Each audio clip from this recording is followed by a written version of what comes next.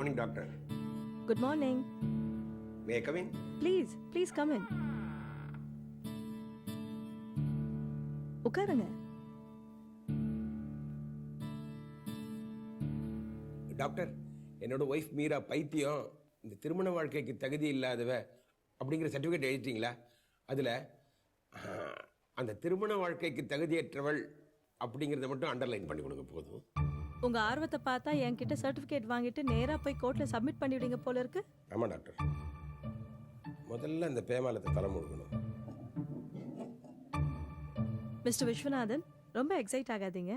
உங்க மனைவி உங்களை பத்தியும் உங்ககிட்ட பேச நினைச்சதை பத்தியும் அவங்களுக்கு தெரியாம நான் டேப் பண்ணியிருக்கேன், கேளுங்க.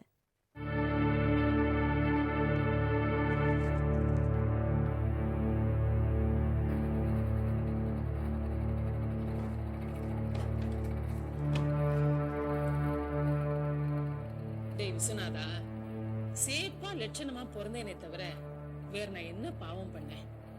31 வயசு வரைக்கும் எதுக்காக வாழ்றோன்னே தெரியாம அதுக்கப்புறம் உனக்காகவே வாழ்ந்துட்டு இருக்கேனே, அது உனக்கு தெரியலையா? சொல்லு. நான் பண்ணி போடுற வத்த குழம்பையும் சுட்ட அப்பளாத்தையும் அந்த சோனா கடங்காரி உனக்கு பண்ணி போடுவாளா? சொல்லு. புடவை விலகினா ஊரே பாக்குறதுங்க என்ன நீ திட்டுவ. இப்ப தோள்பட்ட தெரியற மாதிரி பனியனை மாட்டிட்டு பல்லு இழிச்சு நிக்கிறா, அது உன் கண்ணுக்கு தெரியலையா? அதை பார்த்து ஊரே சிரிக்கிறது, அதை பார்த்து நீ மயங்கி போயிருக்க. சொல்லு. ஏய் விஸ்வநாதா, அந்த சோனா கடங்காரி வேணாம், விட்டுரு. என்ன, நான் ஆசையா பாக்குற டிவிஸ் எல்லாம் பார்க்க கூடாதுங்கிறியா? சரி வேண்டாம், விட்டுருறேன். எனக்கு நீ வேணும். நீ என்ன விட்டுட்டா நான் அனாதை ஆயிட மாட்டேனா? சொல்லு. பாவம், 2 லட்சம் ரூபாய் செலவு பண்ணி கல்யாணம் பண்ணி வச்ச எங்க சித்தப்பா கிட்ட திரும்பி போய் நான் சுமையா நிக்கிறது தப்பு இல்லையா? டேய் விஸ்வநாதா, உன் பேமான கெஞ்சி கேட்கிறேன், என்ன நடுத்தூர்ல நிறுத்திடாதரா ப்ளீஸ். இதெல்லாம் நம்பாதீங்க டாக்டர், அவன் நடிக்கிறா. எப்படிங்க விஸ்வநாதன், உங்க வைஃப் பைத்தியம் சொல்றீங்க, பைத்தியத்துக்கு எப்படி நடிக்க தெரியும்? சரி டாக்டர், உங்கள் ஃபீஸ் ஒரு 500 ரூபாய் இருக்குமா? நான் உங்களுக்கு 5000 ரூபாய் தரேன். எனக்கு ஃபேவராக நீங்கள் இந்த சர்டிஃபிகேட் கொடுங்க. என் வாழ்க்கையில் விளக்கேற்றி வைக்கிறேன். உங்க மனைவியோட வாழ்க்கை இருட்டாக்க சொல்றீங்க இல்லையா? உங்களுக்கு சரிப்பட்டு வரலைன்னா மாத்திரத்துக்கு அவங்க என்ன பொருளா? பொண்டாட்டி சார்.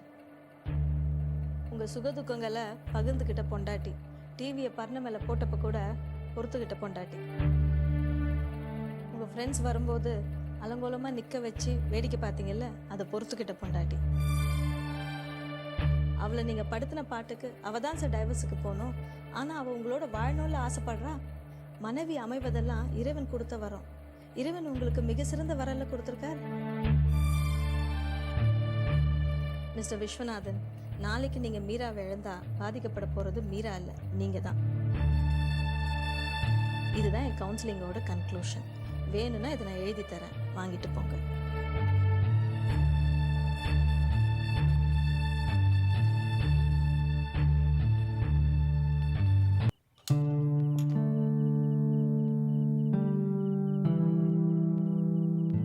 சங்கரி,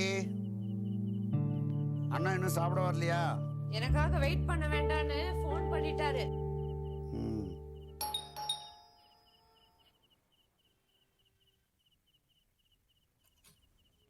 நூறு வயசு என்ன உங்களுக்கு? சிவஞானங்கம்மா, சிவஞானம், சிவஞானம். என்னண்ணே? ஒரு முக்கியமான தகவல் கிடைச்சிருக்கு. என்னண்ணே? கீழக்கர நண்பர் ஒருத்தர் அப்துல் வஹாப்னு கோலாலம்பூர்ல இருக்காரு. ரொம்ப நாளைக்கு அப்புறம் இன்னைக்கு தான் சந்திச்சேன். ரொம்ப வருஷத்துக்கு முன்னால் அவர் ஆபீஸ்ல அச்சு கோக்கிற வேலையில ஒரு பையன் 7-8 வருஷம் வேலை செஞ்சானா. சரி, அந்த பையனுக்கு என்ன? அவன் பேரு சிவநேசன் சொன்னாரு. அப்துல் வஹாப் கிட்ட வேலை செஞ்சதுக்கு அப்புறம் அவனே படிச்சு முன்னேறி ஒரு பெரிய ஆள் ஆயிட்டானா. நல்ல இடத்துல கல்யாணம் பண்ணிக்கிட்டு அந்த பொண்ணு வழியா ஏதோ சொத்து கூட வந்ததா அவர் கேள்விப்பட்டாராம். நண்பர் அப்துல் வஹாப் சொன்ன தகவல்ல இருந்து கண்டிப்பா அந்த சிவநேசன் நம்ம தம்பி சிவநேசனா தான் இருக்கணும்னு எனக்கு தோணுது. அது எப்படி தோணும்? பெயர் மட்டும் அப்படியே இருந்தா போருமா? இல்ல தம்பி, அப்துல் வஹாப் சொன்ன வருஷம், அந்த பையனுடைய டிஸ்கிரிப்ஷன், இதெல்லாம் வச்சு பார்க்கும் பொழுது அந்த சிவநேசன் கண்டிப்பா நம்ம தம்பியா தான் இருக்கணும். இப்பவும் கோலாலம்பூர்ல தான் இருக்கானாமா? கோலாலம்பூர்ல இல்லையா, ஒருவேளை சிங்கப்பூருக்கு போயிருக்கலாம். அதுக்கப்புறம் நான் அவனை சந்திக்கலன்னாரு. ஏதோண்ணே அவன் எங்க இருக்கான்னு தெரியலைனாலும் அவன் உயிரோட இருக்கான், அதுவும் வசதியா இருக்காங்கிறது சந்தோஷமான விஷயம் தானே. ஆமா ஆமா. சிங்கப்பூர் டெலிபோன் டைரக்டரிய பார்த்து சிவனேசன் யாராவது இருக்காங்களான்னு கண்டுபிடிச்சிடலாம் சித்தப்பா. அவன் சிங்கப்பூர்ல இருந்து வீட்டுல டெலிபோன் இருந்தா கண்டிப்பா கண்டுபிடிச்சிடலாம். டெலிபோன் இல்லாம இருக்காதுப்பா. அவர் சிங்கப்பூர்ல இருக்கணுமாம்மா. அவரோட சின்ன வயசு போட்டோ அப்பா ஒண்ணு வச்சிருக்காரு, நான் பாத்திருக்கேன். என்ன சின்ன ஒரு பிளாக் அண்ட் ஒயிட் போட்டோ. சிங்கப்பூர்ல இல்லன்னா வேற எங்க இருக்கலாம்?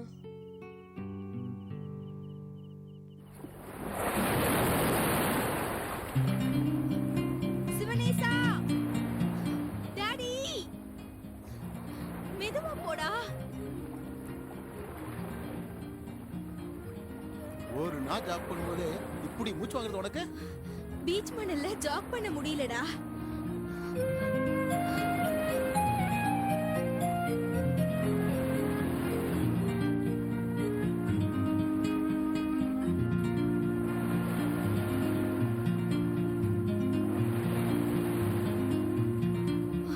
போதுமேடா, கொஞ்சம் உட்காருவோம்.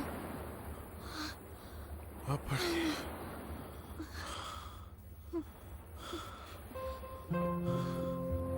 எள்ளி சாப்பிடலாம் வரையா? எனக்கு வேண்டாம்ப்பா, நீ போய் சாப்பிடு.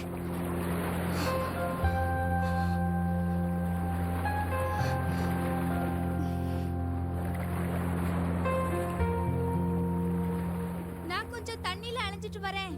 ஜாகிரதை, ரொம்ப உள்ள போயிடாதடா. சரிடா டாடி. ஒரு எள்ளி வெட்டு வா.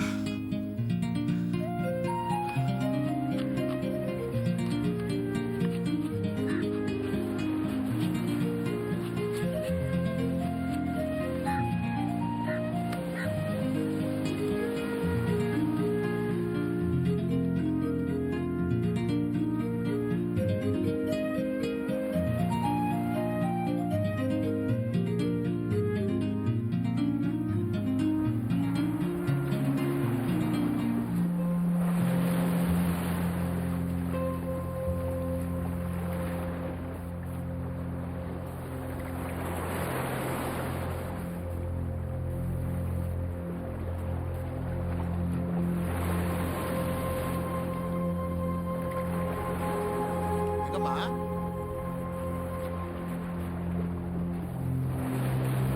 எங்க இருக்க?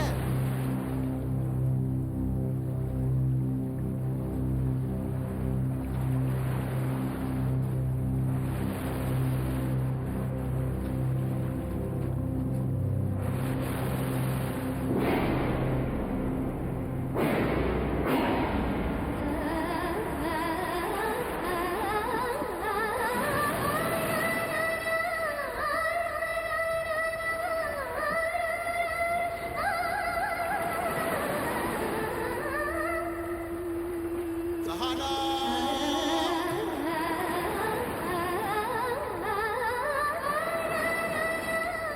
சஹானா! சஹானா! சஹானா! சஹானா! சஹானா!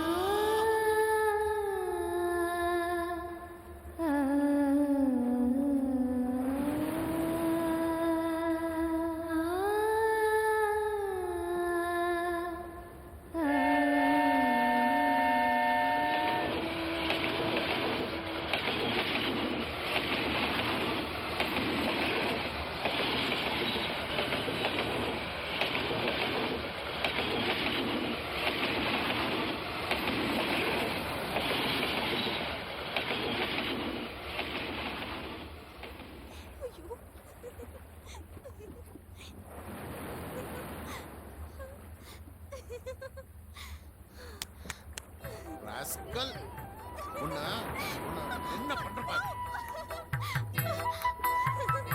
விடு. இங்கே வா.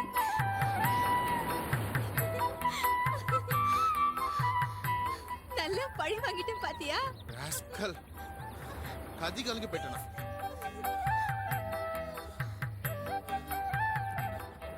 செத்து போயிடுச்சுடா ராஸ்கல்.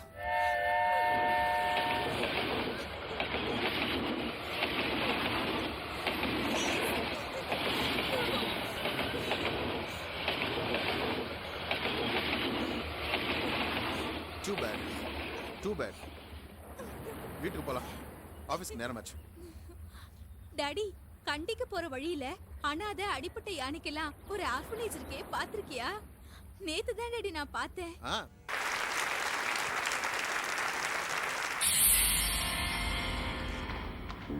சார், உங்ககிட்ட ஒரு கேள்வி கேட்கலாமா? மேல வாம்மா. வணக்கம். என்னம்மா, என்ன விஷயம் சொல்லுங்க. என்னோட கருத்துக்களை இந்த சபையில சொல்ல அனுமதிச்சதுக்கு ரொம்ப நன்றி.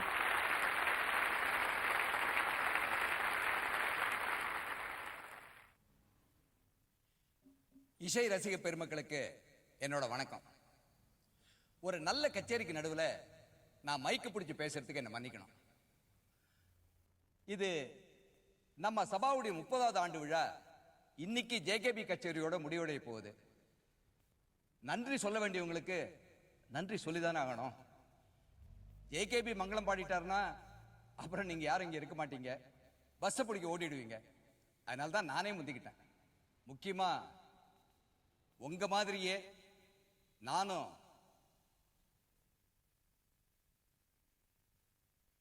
திரு ஜேகேபி பிலஹரி பாடி கேட்கணும்னு ரொம்ப ஆசையா இருக்கு. இதே மரிமரி நின்னை பாடல சுமார் 20-22 வருஷங்களுக்கு முன்னாடி திரு ஜேகேபி இதே மேடையில பாடினதும் பாடினது எனக்கு ஞாபகத்துக்கு வருது. மிஸ்டர் ஜேகேபி,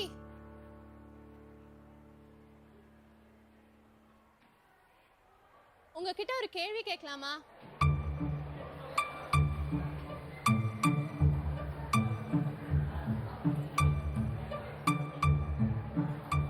என்னம்மா கேட்க போற? சங்கீதத்துல ஏதாவது சந்தேகமா? முன்னால வந்து கேளு. உடையில தான் நாகரீகம் தெரியல, சப நாகரீகம் கூட தெரியாம அங்கிருந்து எல்லாம் கேட்க கூடாது. மேடைக்கு வந்து கேளு. குமரகுரு, ஹிஸ்டரி ரிப்பீட்ஸ் போல இருக்கு.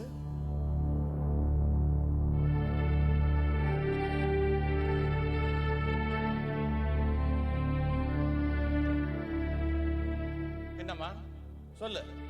எதா இருந்தாலும் இங்க வந்து மைக்ல பேசுமா, அவங்களும் கேட்கட்டும். வா.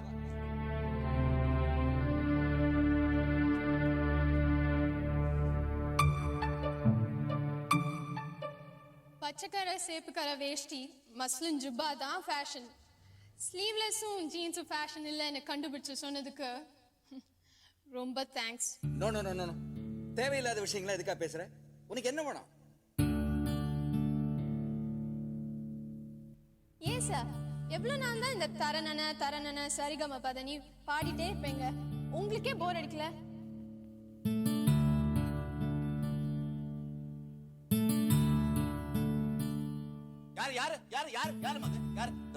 ஒழுங்கா மரியாதையா பாட்டை கேளு. குடிக்கலன்னு நடைய கட்டு. ஐயா வைத்து பேசுறியா? தொலைச்சிருவன், தொலைச்சு டாப் எல்லாம் கிழிஞ்சிரும், ஜாகிரதை. பாண்டியா, ஜேகேபி சார், எதுக்கு அவனை கண்ட்ரோல் பண்றீங்க? இந்த பொண்ணுக்கு பேசுறதுக்கு எவ்வளவு உரிமை இருக்கோ அவ்வளவு உரிமை பாண்டியனுக்கு இருக்கு. ஏமா, கையில மைக்கு கிடைச்சிருச்சுன்னா என்ன வேணா பேசுறதா? இப்படி அர்த்தமில்லாத கேள்விகள் கேட்கணும்னா கச்சேரிக்கு முன்னாடி அவர் வந்து பார்த்து கேட்டிருக்கணும், இல்ல கச்சேரி முடிஞ்ச பிறகு கேட்கணும். அதை விட்டுட்டு பாதி கச்சேரியில வந்து இப்படி டிஸ்டர்ப் பண்ணிட்டு இருந்தா என்ன அர்த்தம்? Kumaraguru sir, it's all right. அந்த பொண்ணோட நான் பேசிக்கிறேன். ஓ,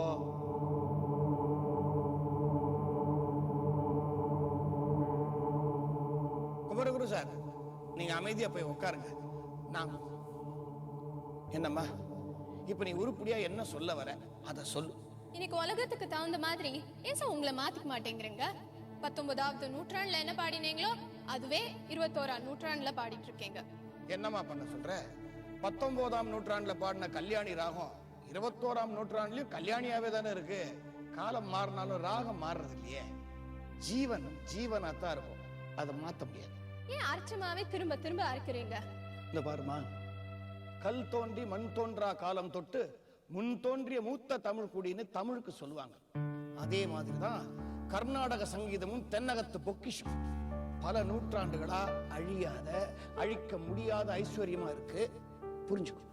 சரி சார், அதுக்காக ராகத்தையும் ஆலாப்பனையும் ஸ்வரங்களையும் எத்தனை நாளைக்கு ஒரே மாதிரி பாடிட்டு இருப்பீங்க? ஏதாவது கிரியேட்டிவா டிஃப்ரெண்டா மாத்தி பாடி இருக்கீங்களா? பாருமா, அது இருக்க வேண்டிய இடத்துல தான் இருக்கணும். கிருஷ்ணர் விக்கிரகம் பக்கத்துல ருக்மிணி பாமா விக்கிரகம் தான் இருக்கணும். ராமர் விக்கிரகம் பக்கத்துல சீதை விக்கிரகம் தான் இருக்கணும். இதை எப்படி மாத்தி வைக்க முடியாதோ அந்த மாதிரிதான் ராகத்தையும் கிருத்தியும் மாத்த முடியாது. உங்களுக்குள்ளேயே ஒரு வட்டம் போட்டு ரூல்ஸ்லாம் போட்டுட்டு இருக்காதேங்க சார். வெளியில வாங்க சொல்றேன், ஜனரஞ்சகமா வாங்க. அப்பப்போ மெல்லிசை பாடுங்க, ஹிந்தி கசல்ஸ் பாடுங்க, பாப் சாங்ஸும் பாடுங்க.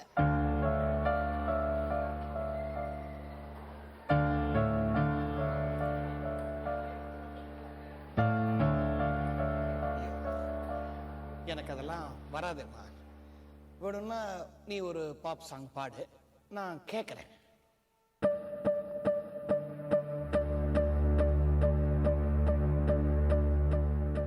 ஓ, பாடுறேனே. என் கூட நீங்களும் மேடையில் ஆடுறதா இருந்தா நான் பாப் பாட தயார். ரெடி?